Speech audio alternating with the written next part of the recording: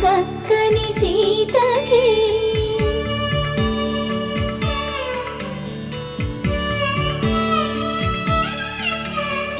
ఎర్ర జాబిలి చేయి రాముడేడని అడుగుతుంటే